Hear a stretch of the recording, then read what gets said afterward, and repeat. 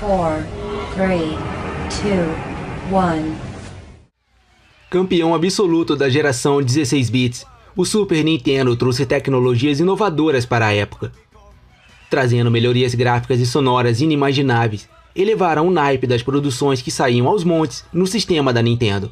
Jogos fantásticos que aproveitavam o máximo das capacidades do console, elevando a experiência do jogador em mundos fantásticos, nos proporcionando diversão sem igual. Neste vídeo, vamos conhecer detalhes sobre sua concepção, o seu lançamento, os primeiros jogos, o emblemático periférico de CD-ROM que nunca foi lançado, o seu legado na indústria e muito mais informações, desde que é lembrado com carinho, no coração de milhões de jogadores espalhados ao redor do planeta. Mas antes de iniciar, alguns avisos rápidos.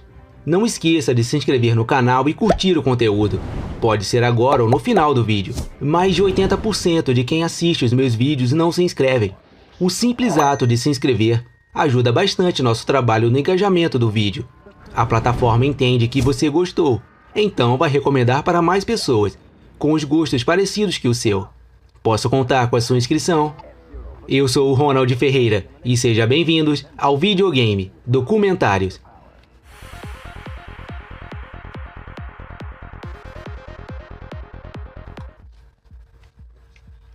Lançado em 15 de julho de 83 no Japão e 18 de outubro de 85 na América, o Famicom, ou NES, como ficou conhecido no Ocidente, revolucionou a forma como as pessoas enxergavam os jogos de entretenimento eletrônico. A Nintendo conseguiu um sucesso arrebatador em todos os territórios que colocou seu sistema de 8 bits à venda. O Famicom foi o console onde nasceram as maiores franquias de jogos de todos os tempos. As principais produtoras da indústria iniciaram suas atividades no sistema, e inúmeros acessórios e outros apetrechos foram lançados para dar maior variedade de jogo aos usuários, que estavam maravilhados com o fantástico universo proporcionado pelo console 8 bits da Big N. A Nintendo liderava inquestionavelmente. Nenhum concorrente que surgia foi páreo para sequer ameaçar a popularidade do Famicom. Ao todo, o console vendeu mais de 60 milhões de aparelhos mundialmente, acumulando aproximadamente 1.200 títulos em sua biblioteca e bilhões de dólares entrando nos cofres da empresa. A Nintendo tinha uma mina de ouro em mãos e não estava disposta a perder esta liderança, construída em 7 anos de mercado. O panorama geral era este. A Nintendo sabia que o Famicom não iria reinar para sempre. Era natural a Nintendo iniciar os seus planos para o sucessor do multimilionário Famicom. Foi então que o chefão da Big N na época, Hiroshi Yamauchi, delegou esta tarefa ao time interno de desenvolvimento de hardware da empresa, os mesmos idealizadores do Famicom. Este time seria liderado por Masayuki Uemura, a mente por trás do Famicom. O time iniciou o desenvolvimento logo após terminar os seus trabalhos no Famicom Disk System, periférico leitor de disquetes lançado em 86 apenas em território japonês. O desenvolvimento estava sendo feito no mais completo sigilo. Devido ao sucesso do Famicom, a Nintendo pôde concentrar os seus esforços com calma em seu próximo hardware, pensando em funcionalidades que estariam à frente de sua época e que traria vantagens ao futuro console diante dos seus concorrentes. Inicialmente, a Nintendo visava um hardware que houvesse a compatibilidade com o Famicom. Afinal, foram milhares de jogos lançados para o console. Em contrapartida, Masayuki Uemura convenceu os executivos da empresa a focar apenas na evolução de hardware, abandonando por completo as tecnologias antigas dos 8 bits. A princípio, a Nintendo pensava em utilizar disquetes de 1 MB, os mesmos usados no Famicom Disk System. Mas como naquele período já se encontrava no mercado memórias ROMs com maior capacidade, esta ideia foi descartada. O presidente Hiroshi Yamauchi esperava contar com seu novo sistema 16 bits ainda no ano de 1990, entrando no mercado inaugurado em 88 pela Sega, que já contava com uma boa base instalada à frente da Nintendo, que não podia perder tempo e ficar ainda mais atrasada naquela geração. O objetivo central da equipe de desenvolvimento seria criar um hardware poderoso, mas também versátil, que no decorrer dos anos mantivesse o console sempre atualizado, trazendo possibilidades de melhorias através do uso de chips inclusos nos cartuchos, que permitiam um cartucho comum vir com coprocessadores, trabalhando em conjunto com o processador principal do aparelho. Foi desta forma que podemos ver nos anos seguintes uma gama de jogos excepcionais, exibindo gráficos e som inacreditáveis para as tecnologias do console padrão. Este microprocessador central foi chamado de 5A22, produzido pela empresa japonesa Ricoh, vinha com 128 KB de RAM, um clock de 3,58 MHz e uma DMA, unidade de acesso à memória, de até 2,68 MB por segundo, funcionando em diferentes velocidades de acesso à memória. O que seria o estopim para uma das maiores reviravoltas da indústria dos videogames, o chip de som do console, o Nintendo S-SMP. Foi desenvolvido pela Sony, criado por Ken Kutaragi, que alguns anos à frente seria o criador do PlayStation, iniciando um domínio na indústria que dura até os dias de hoje. É evidente a qualidade do chip de som. O console apresenta faixas em áudios limpas, uma das qualidades mais acentuadas no sistema em relação ao seu principal concorrente, o Mega Drive da Sega. Além de marcar a parceria entre Sony e Nintendo, que vislumbraram um periférico de CD para o console 16 bits. Veremos maiores detalhes sobre este episódio mais tarde. O que seria a estrela do console? O seu chip gerador de gráficos, o VPU, tinha a capacidade de gerar até 256 cores e 128 sprites na tela simultaneamente.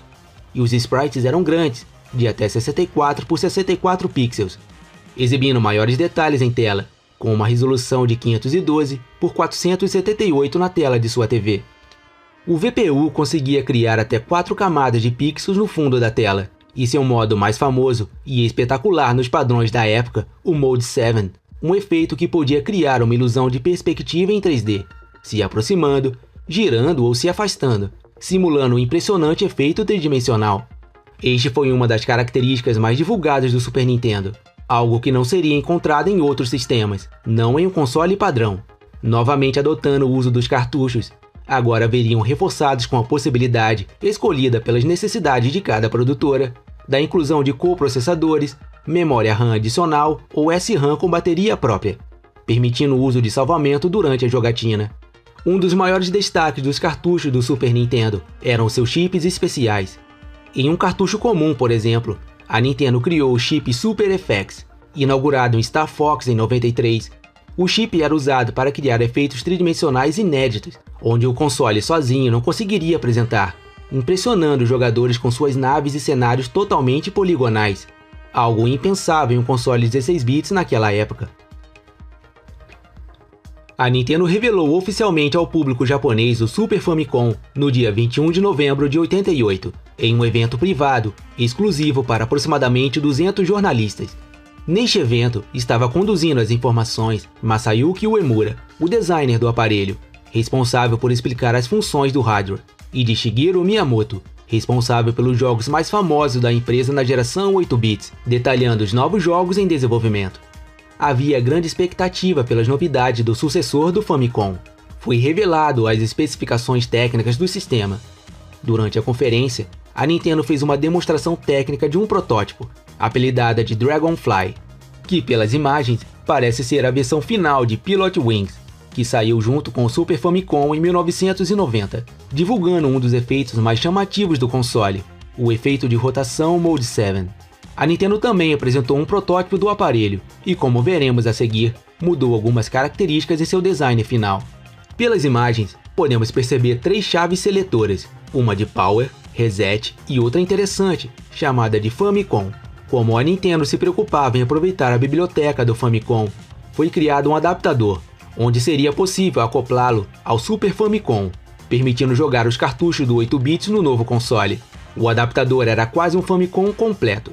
É possível notar também, na lateral do console, haveria uma chave de controle de volume e uma saída para fones de ouvido.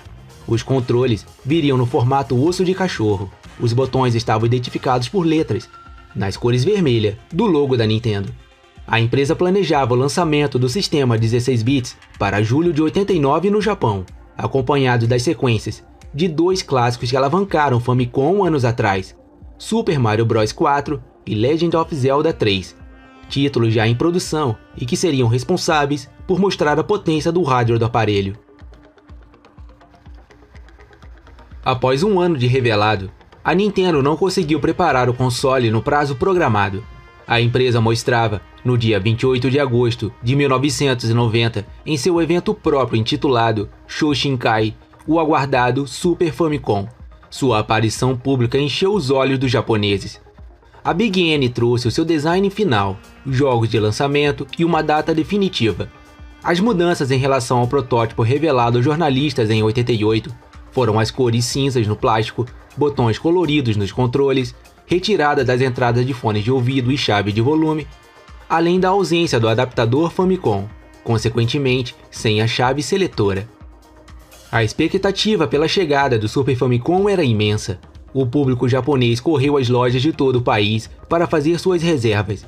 Somente para o primeiro dia de lançamento, 21 de novembro de 90, foram reservadas antecipadamente 1,5 milhão de pedidos, o que ocasionou um verdadeiro caos na frente das lojas, porque a Nintendo conseguiu montar apenas 300 mil aparelhos.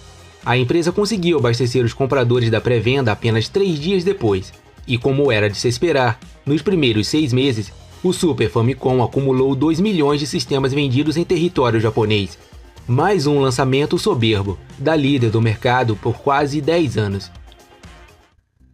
Em sua linha inicial de títulos, que chegaram no mesmo dia junto do console, os destaques foram, sem dúvidas, Super Mario World, estreia do encanador no 16 bits, fazendo uso de grande capacidade do sistema. Os gráficos são lindos, uma trilha sonora encantadora, a aventura se passava em um mapa gigantesco, com 96 saídas, diversos segredos para descobrir, itens diversos e inimigos inéditos na série, e o debut de um dos personagens mais simpáticos da franquia, o dinossauro Yoshi, nos ajudando nesta gigantesca jornada, em um dos melhores jogos produzidos em toda a história dos videogames. O segundo título que os compradores japoneses podiam levar para casa era F-Zero. Este impressionava pela quantidade de neons, velocidade absurda e uma jogabilidade sólida. Os cenários futuristas demonstravam bem os efeitos de rotação que o 16 bits podia proporcionar, abusando do efeito Mode 7 para dar uma perspectiva em 3D. A Nintendo estreava um jogo de corrida com 15 pistas, divididas em 3 campeonatos, em um dos jogos que mais impressionavam nos primeiros meses de vida do sistema. No mês seguinte, em dezembro, mais alguns jogos chegaram às prateleiras das lojas do Japão. Confiram alguns destaques do ano de 1990 para o Super Famicom.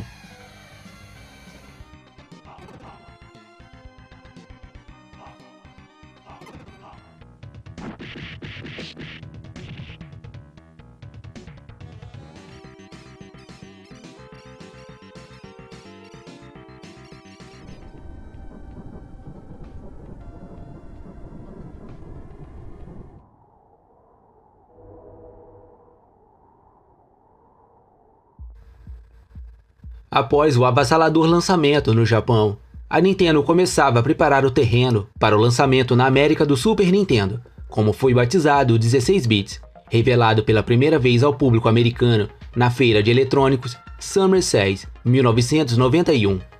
O sistema estava presente na feira, acompanhado por vários títulos para jogar. O desenho do console estava diferente do japonês.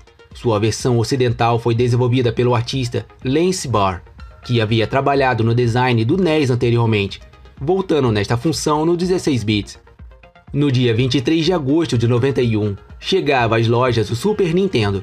Com um aporte pesado de 25 milhões de dólares para publicidade, a Nintendo não poupou esforços para posicionar melhor o seu sistema no mercado americano, porque desta vez, diferente da geração 8 bits que reinou absoluto, a Nintendo encontrava um forte concorrente, a Sega e seu Sega Genesis.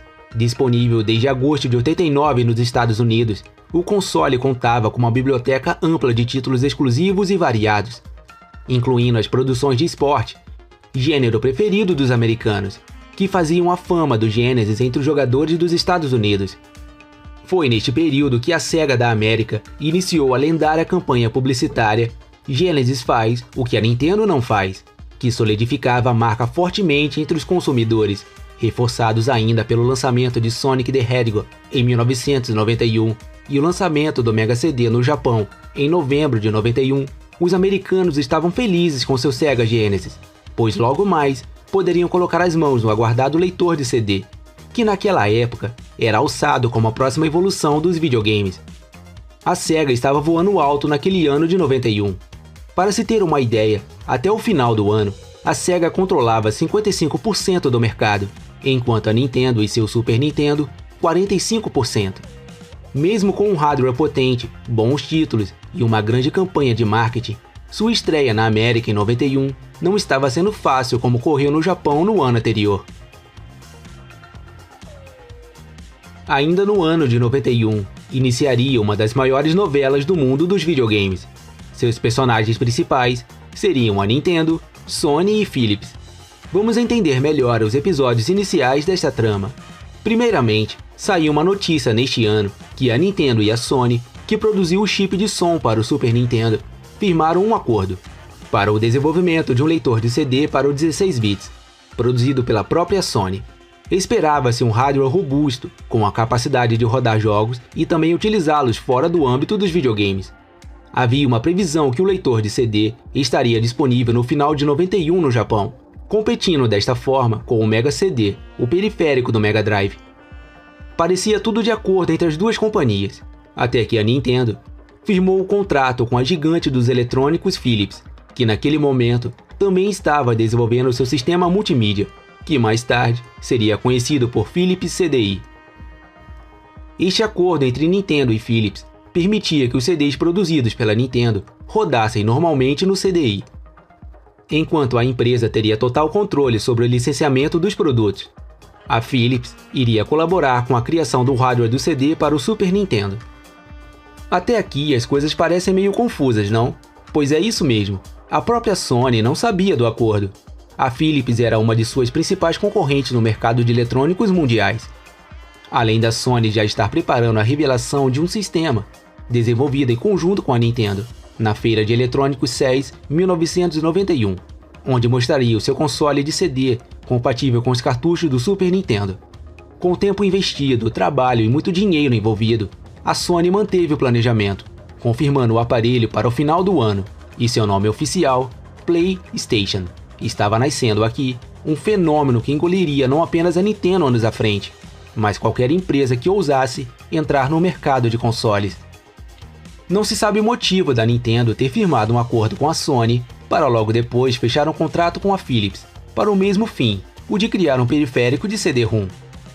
O pouco que se pode dizer era que o contrato com a Sony permitia à empresa vender e receber boa parte dos lucros das vendas dos CDs, de propriedade da Sony, enquanto a Nintendo ficaria com uma fatia menor.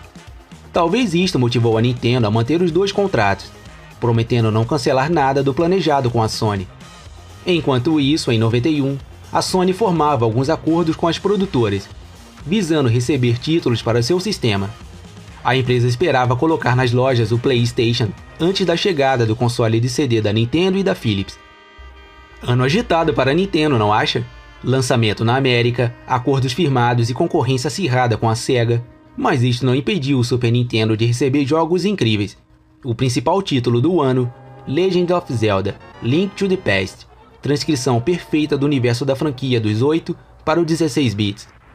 A Nintendo entregou uma aventura grandiosa, abusando dos efeitos Mode 7, paleta de cores ampliada, capacidade de salvar na memória e efeitos especiais diversos. Tudo para compor uma das jornadas mais épicas do console. Trabalho impecável que chegou no dia 21 de novembro de 91, vendendo mais de 4 milhões de cartuchos. Foi um estrondoso sucesso, expandindo a experiência clássica dos seus antecessores. Confiram alguns destaques do ano de 91 para o Super Nintendo.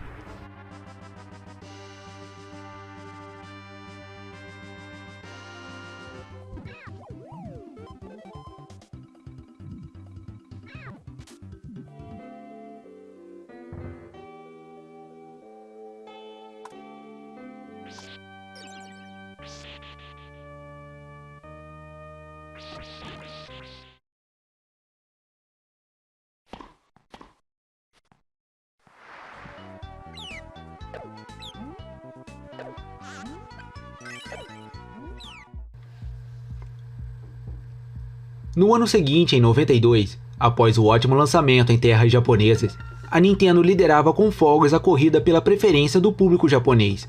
Mas sua chegada na América foi diferente, encontrando uma certa dificuldade, já que encarava um Mega Drive popular entre o público americano, e pela primeira vez uma concorrência.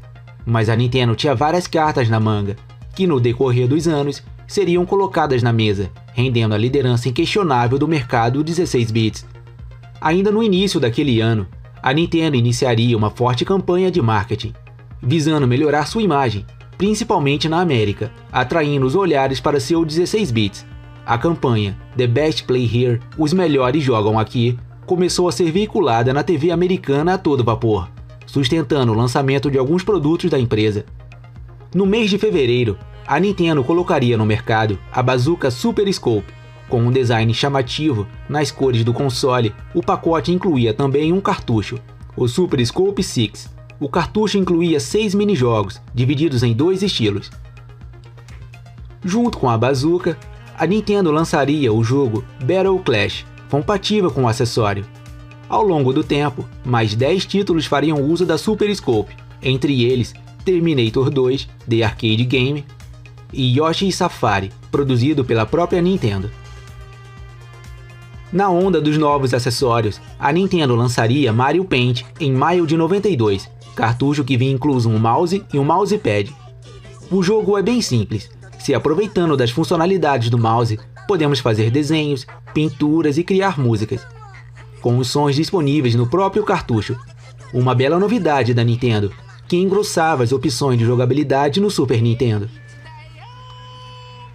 Talvez pressionada pelo fato da Sega da América ter um pacote do Mega Drive que incluía um controle e o sucesso do momento Sonic the Hedgehog por $150, que alavancou as vendas do console em 91, a Nintendo teve que se mexer, pois o Super Nintendo chegou ao mercado custando $200, 50 a mais que o Mega Drive, e sem nenhum jogo incluso. A empresa distribuiu nas lojas um pacote econômico, o Super NES Control Set, com um controle apenas, custando $100, tornando o Super Nintendo mais competitivo no acirrado mercado americano.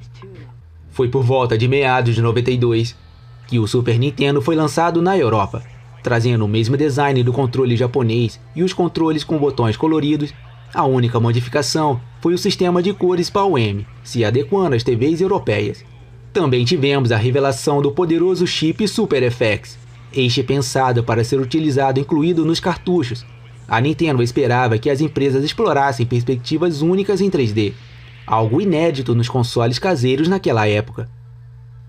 Como mencionado anteriormente, a Nintendo tinha cartas na manga, e uma delas seria um acordo de exclusividade pelo jogo fenômeno dos fliperamas mundiais, Street Fighter 2 The Road Warrior, chegando em junho de 92, trazendo algumas diferenças em relação aos fliperamas, mas nada que comprometeria a experiência dos jogadores, que teriam Street Fighter 2 para jogar em casa, sem gastar uma fortuna em fichas. A Capcom aproveitou o momento e lançou junto com o título um joystick tipo arcade, o CPS Fighter, aumentando ainda mais a imersão no sucesso daquele ano. Street Fighter 2 vendeu mais de 6 milhões de cópias de sua versão doméstica, considerado por muitos um dos principais responsáveis por fazer o Super Nintendo se tornar o número 1 na América, naqueles anos iniciais, já que o Mega Drive receberia sua versão apenas em 93, mas o impacto já seria menor, o que garantia uma enorme vantagem para a Nintendo. Mais uma carta na mesa. Super Mario Kart chegava no dia 27 de agosto de 92, estreando uma nova franquia multimilionária nos anos seguintes. Apresentando ótimos gráficos, efeito Mode 7 usado à vontade, muitos modos de jogo, itens diversos para utilizar e personagens clássicos em corridas de kart. Percorríamos os cenários conhecidos pelos fãs da Nintendo, e neste jogo não seria diferente. Mais de 8 milhões e meio de unidades vendidas mundialmente, assinando mais um estupendo sucesso encontrado apenas no Super Nintendo. Grande clássico da geração 8 bits, Contra 3, The Aliens Wars, chegaria arrebentando tudo no Super Nintendo, trazendo a mesma essência dos frenéticos títulos anteriores, gráficos impressionantes, cenários detalhados e uso do efeito Mode 7, abrilhantando ainda mais a obra da Konami. Este é, sem dúvidas, um dos melhores jogos de tiro e ação disponíveis no console. Neste ano de 92, o Super Nintendo receberia a conversão dos arcades Turtles in Time, que mesmo não trazendo a qualidade vista nos gabinetes da Konami, aproveitava muito bem as funções do 16 bits, um dos melhores e mais bonitos jogos de sua extensa biblioteca. Top Gear, produzido pela Gremlin, chegaria neste ano. Jogo de corrida tradicional, onde podemos viajar o mundo disputando corridas em cenários belíssimos, coloridos e com uma sensação de velocidade inédita num console até aquele momento. Top Gear teve um sucesso mediano mundialmente, mas foi febre no Brasil, permanecendo até hoje como um dos jogos de corrida mais queridos pelo público brasileiro. Como no Japão a situação era diferente, no mês de setembro, o Super Famicom receberia um arrasa-quarteirão daqueles capazes de fazer vender consoles. A Enix estreava no hardware 16 bits, com a esperada sequência da série clássica do Famicom, Dragon Quest V, franquia de RPGs amada pelos japoneses. Foi responsável por vender mais de 2,5 milhões de unidades apenas no Japão. Este jogo nunca seria localizado para o Ocidente, ficando por muitos anos desconhecidos pelo público ocidental. No último mês de 92, a Squaresoft entregaria um presentão de Natal para os usuários do Super Famicom, Final Fantasy V, outro sucesso avassalador no console. Apenas no Japão, aproximadamente 2,5 milhões de cópias foram vendidas, e como o jogo da Enix, ficaria restrito ao Japão por muito tempo. Eis que chegamos à nossa parte 2 da novela do leitor de CD-ROM do Super Nintendo. Então vamos entender mais esta série de contratempos nos bastidores do conturbado periférico. No início daquele ano de 92, a Nintendo revelaria algumas informações sobre seu leitor de CD, esperando lançá-lo em janeiro de 92, já com preço estipulado, $200, iniciando com uma tiragem de 300 mil unidades. Haviam rumores de que algumas grandes produtoras conseguiram o aval da Big N para a produção de jogos em CD, como a Capcom, Konami e Squaresoft. Mas e a aliança com a Sony? Nintendo e Sony ainda estavam em negociações, como dito anteriormente. Nenhum contrato seria quebrado pela Big N. Mas agora, a Sony estava desenvolvendo seu próprio sistema caseiro, e discutiam a possibilidade dos jogos produzidos pela Nintendo rodarem normalmente no sistema PlayStation. Até mesmo a revista oficial da Nintendo na América, a Nintendo Power número 35, mencionou em uma matéria especial detalhes dos primeiros jogos em desenvolvimento. The Seventh Quest, um jogo interativo focado em quebra-cabeças, produzido pela Virgin, que saiu em 93 para os PCs, receberia sua versão para o CD-ROM. O outro título seria Cosmic Osmo, um jogo de aventura point-and-click desenvolvido pela Cyan World e lançado em 1990 para os PCs e Mac. Em relação à mídia, a Nintendo disse que usaria um CD-ROM proprietário, licenciado pela Philips, prometendo que funcionaria apenas no seu Super NES CD-ROM. Quanto ao CDI, console desenvolvido à parte pela Philips, receberia seus próprios jogos, segundo o acordo firmado entre as duas empresas. Chegava o mês de outubro de 92 e nada do lançamento do Super Nintendo CD-ROM. Mas algumas informações surgiram, como o periférico vir incluído com um processador de 32 bits, e finalmente, parecia que o trio de empresas chegaram a um consenso, que trariam benefícios para ambas as companhias. Vamos lá. A Nintendo iria fabricar e vender um leitor de CD-ROM, com a mídia patenteada pela Philips. O periférico seria acoplado ao Super Nintendo base. Os jogos seriam compatíveis com o sistema CDI, funcionando normalmente em ambos os consoles. A Sony mudava os seus planos, desenvolveria um outro produto, fabricando e vendendo um aparelho combinando o Super Nintendo comum ao leitor de CDs, funcionando assim tanto para jogos em CD quanto para cartuchos. Nesta etapa da história, mais produtoras embarcavam no time de produção do Super Nintendo CD-ROM, como a LG, dona dos jogos em Laserdisc como Mad Dog McCree, e a tradicional Konami, que havia lançado para o PC Engine CD o thriller futurista Snatcher, especulado como um dos primeiros títulos da produtora para o Super Nintendo CD-ROM. Enquanto isso, a própria Nintendo não dizia nada a respeito sobre seus jogos. Ou estava tudo no mais completo segredo, ou realmente não havia nada sendo desenvolvido internamente na empresa. Mas como tudo que envolvia esta novela toda, nada se sustentaria por muito tempo. Apenas um mês depois, mesmo aparentando que tudo estava resolvido, em novembro de 92, a Sony adiava indefinidamente o lançamento do seu console de CD-ROM, o PlayStation.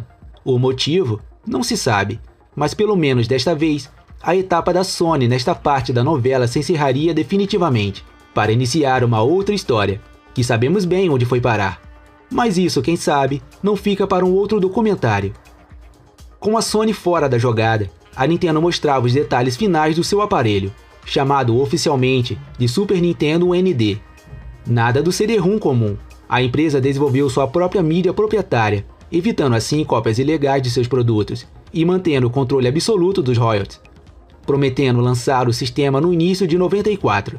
E como podemos imaginar, mais um episódio desta saga ainda estaria agendado. O tão esperado periférico de CD-ROM do Super Nintendo seria finalmente lançado? Aguarde o último e emocionante final desta novela. Finalizando o movimentado ano de 92, o Super Nintendo receberia títulos interessantes. Fiquem agora com os destaques desse ano.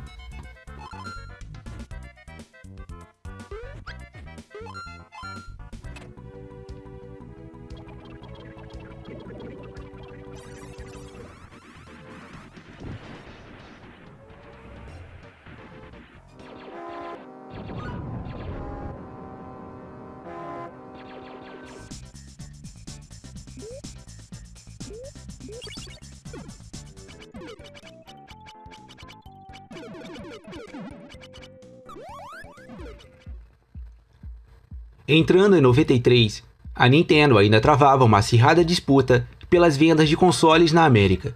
No Japão, a Sega nunca foi concorrente à altura, por isso as coisas por lá foram tranquilas para a Big N.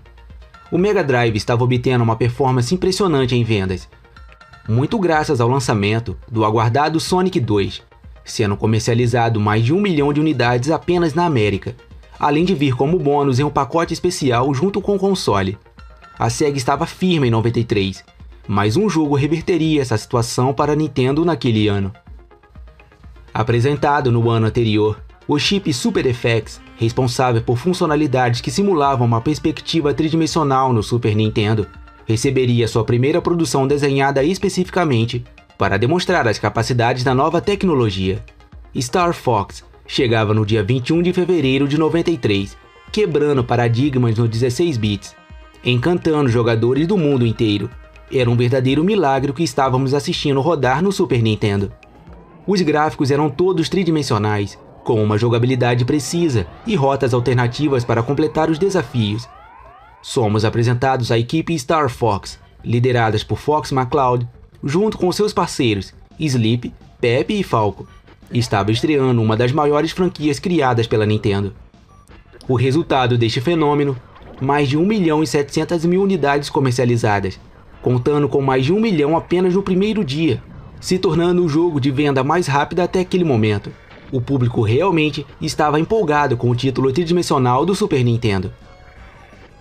Este fator foi crucial para a Nintendo reverter a situação e tomar a frente da Sega, que a partir daqui, seu Mega Drive não conseguiria mais recuperar a competitividade, ficando atrás do Super Nintendo toda a geração 16 bits. A própria Nintendo afirmava que Star Fox deu um forte impulso nas vendas do console, porque mostrava ao público que ainda estava indeciso em qual sistema escolher, que apenas no seu sistema encontraria uma tecnologia inovadora e futurista, pelo menos até 93 e nos consoles domésticos. Após o furacão Star Fox e a euforia pelo Super FX, a Nintendo revelava no mês de agosto de 93 uma nova parceria, desta vez com a empresa de tecnologia Silicon Graphics, responsável pelas estações gráficas SGI. E o motivo deste acordo? O desenvolvimento do próximo sistema da Nintendo, que até aquele momento era conhecido como Project Reality. O projeto estava previsto para vir potencializado com um processador de 64 bits, voltado para a tecnologia poligonal. Os planos eram lançar uma versão em placa de arcade em 94 e, posteriormente, o console em todo o seu vigor em 95. Era confusa esta decisão da empresa, e naquela altura o público se perguntava como estava o andamento do Super Nintendo CD-ROM ND. A Nintendo manteria suporte a 2 sistemas caseiros simultâneos? Estas respostas veremos logo a seguir. Como era de costume, o Super Nintendo recebeu uma ótima linha de jogos exclusivos em 93, certamente encabeçada por Street Fighter 2 Turbo, revisão do sucesso do ano anterior, trazendo algumas novidades, como a escolha dos 4 chefes, novos movimentos, balanceamento dos golpes, uma maior velocidade, que deixava os combates ainda mais acirrados, e cores alternativas para todos os personagens. O jogo acumulou vendas totais de mais de 4 milhões de unidades, mais um sucesso assinado pela Capcom. Pela Squaresoft, o console receberia um dos melhores RPGs de sua biblioteca, Secret of Mana. Focado na ação, o título trazia ótimos gráficos, extremamente coloridos e detalhados, personagens carismáticos e uma jogabilidade primorosa, além de contar com um modo multiplayer durante a aventura, resultando em mais de 1.800.000 cópias vendidas mundialmente, um dos jogos responsáveis por popularizar o gênero no Ocidente. Uma das principais séries da Capcom, Mega Man X, estreava em dezembro de 93, iniciando uma longa saga do Robô Azul. Esta aventura ocorre 100 anos depois da série Mega Man, originada no Famicom, trazendo personagens e enredos mais maduros, novas habilidades, possibilidade de equipar com armaduras e o debut do Herói Zero, um dos mais queridos personagens da franquia.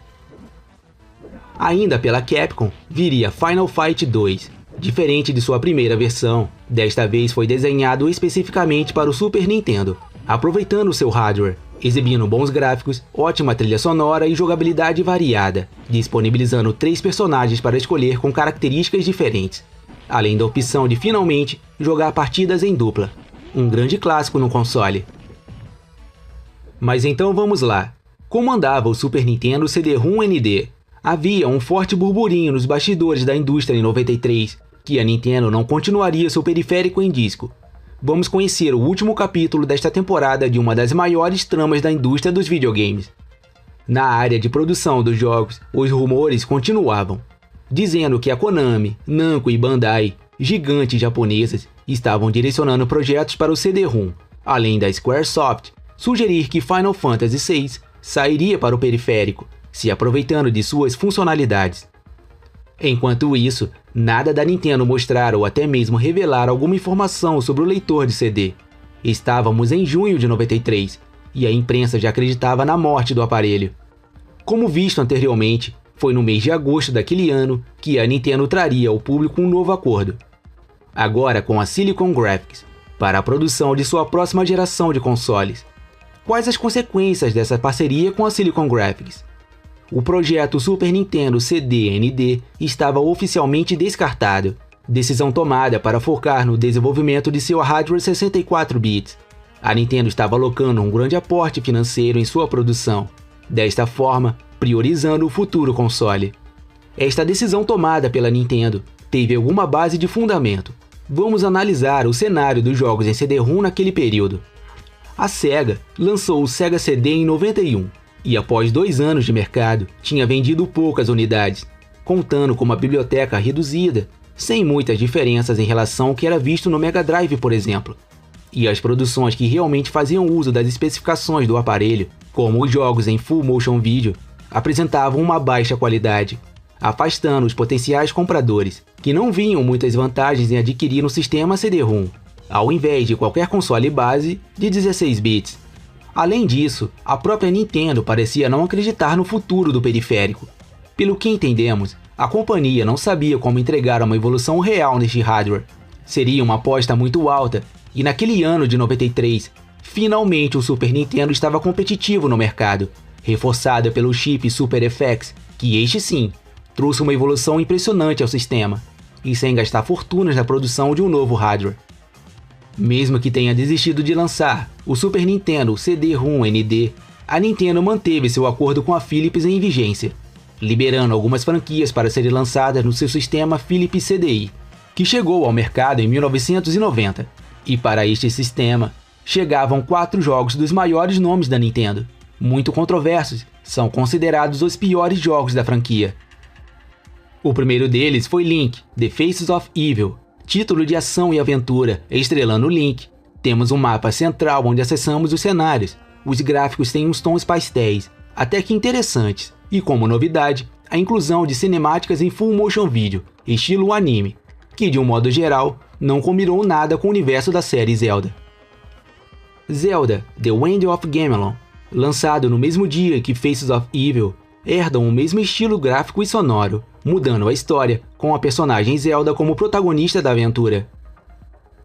Para os lados do Mario, o Hotel Mario, jogo de puzzle onde devemos percorrer 7 hotéis, controlando o Mario, completando as tarefas, derrotando os chefes, até chegar na princesa, raptada pelo incansável Bowser. E o último título lançado para o CDI, Zelda's Adventure, estrelado pela princesa Zelda, traz uma perspectiva isométrica, com uma jogabilidade focada na ação e resolução de quebra-cabeças. Suas cenas em full motion video traz personagens interpretados por atores reais. É de longe o pior da trilogia do CDI. Contando com um desenvolvimento conturbado, parcerias formadas, acordos suspensos e uma falta de direção sobre que rumo tomar com seu periférico de CD-ROM, a Nintendo, como veríamos nos anos seguintes, não precisava deste periférico. Mas neste imbróglio todo, nascia um gigante, uma marca tão pesada que revolucionaria a indústria como conhecíamos, o PlayStation da Sony. Mas quem sabe, esta história não seria melhor explicada em outro documentário. Um importante capítulo da história da Nintendo no Brasil começaria em 93, quando a Big N chegava oficialmente ao país, pelas mãos da Playtronic, empresa formada pela gigante dos eletrônicos, a Gradiente, e a líder em produção de brinquedos no Brasil, a Estrela. A Playtronic foi a única empresa do planeta autorizada a montar os produtos Nintendo fora do Japão, em uma fábrica montada em Manaus, especificamente para este fim. Os produtos Nintendo começaram a chegar às lojas de todo o país em agosto de 93. A Playtronic colocou no mercado 2 pacotes do console, o econômico, o Control Set com apenas um controle, e o Super Set, incluso 2 controles e o grande sucesso Super Mario World, além da garantia de 1 ano pela própria Playtronic. Na parte dos acessórios, foi lançado também a bazuca Super Scope nacional e o cartucho Mario Paint junto com o mouse. O Super Nintendo veio seguido por uma linha inicial com 12 jogos, localizados com caixa e manuais em português. Para dar suporte aos novos usuários de seus sistemas, a Playtronic criou 2 canais de atendimento ao consumidor, o BIT, Banco de Informações Totais, responsável por auxiliar os compradores com dúvidas diversas relacionadas aos videogames Nintendo, e o serviço Powerline, atendimento por telefone, onde os jogadores podiam tirar dúvidas sobre jogos, dicas e conseguir truques. E como curiosidade, aproveitando a animação pela Copa do Mundo de 94, realizada nos Estados Unidos, vencida pela seleção canarinho com o show do baixinho Romário e do craque Bebeto, a Playtronic lançou o cartucho Supercopa, com a opção do idioma em português, atitude inédita até então pela Nintendo por estas bandas, sendo bem recebido pelos fãs de futebol. Até o ano de 95, estima-se que havia sido vendido 250 mil Super Nintendos no Brasil, com 150 jogos lançados, obtendo bom lucro a Playtronic. Mas ainda naquele ano, a outra parceira, que detinha 50% da participação na empresa, a Estrela, revelava uma forte crise financeira, o que motivou a vender suas ações para a Gradiente, continuando as operações normalmente em nosso país. Inclusive, preparando o terreno para a chegada do consagrado Nintendo 64, que seria lançado por aqui em setembro de 96, ainda sob a marca Playtronic, para alguns meses depois, passar a imprimir em seus produtos o logo By Gradiente, que perdurou até 2001, quando lançou o GameCube em nosso país. O período que compreendeu o suporte da Playtronic, de 93 a 95, a empresa investiu pesado em muitas propagandas veiculadas na TV e nas revistas que circulavam na época. Podia-se facilmente encontrar os produtos Nintendo em grandes lojas do país. Assim como na América, o duelo com a Tectoy, representante da Sega no Brasil, também seria acirrado, rendendo bons momentos para nós consumidores, que tínhamos à disposição inúmeros produtos localizados, com garantia e suporte total, das maiores produtoras de videogames da indústria. Este é um tempo lembrado com saudosismo por todos que viveram esta época no Brasil. O ano de 93 veio recheado de ótimos títulos. Confira alguns jogos destaques que chegaram para o Super Nintendo.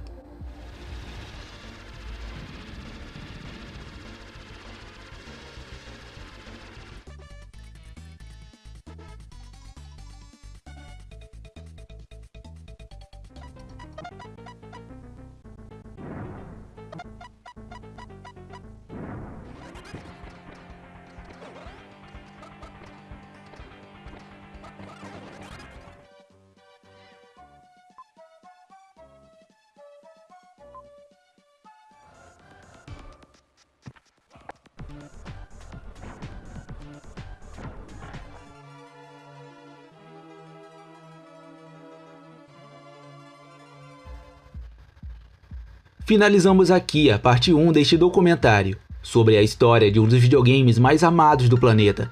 Abordamos os eventos desde 1988 até 93. Ficamos conhecendo sua concepção, tecnologias empregadas no hardware, seu estrondoso lançamento no Japão e a dura disputa pelo mercado americano contra a Sega, que desta vez estava forte com seu Mega Drive, e os primeiros sucessos do sistema 16 bits da Nintendo. Mas e aí, curtiu o conteúdo? Então não deixe para depois. Assine o canal e curta o vídeo. Nos ajude a apresentar este trabalho para mais pessoas. Vamos trocar experiências. Deixe nos comentários sua relação com o incrível Super Nintendo. Não deixe também de acionar o sininho, para você não perder a notificação da parte 2 deste documentário, onde vamos trilhar os anos de 94 até 2000, conhecer a revolução causada por Donkey Kong Country, os clássicos absolutos lançados em 95, o periférico Satellaview e muito mais detalhes até chegar no último jogo lançado para o Super Nintendo, entregando o mercado para o seu sucessor, o Nintendo 64.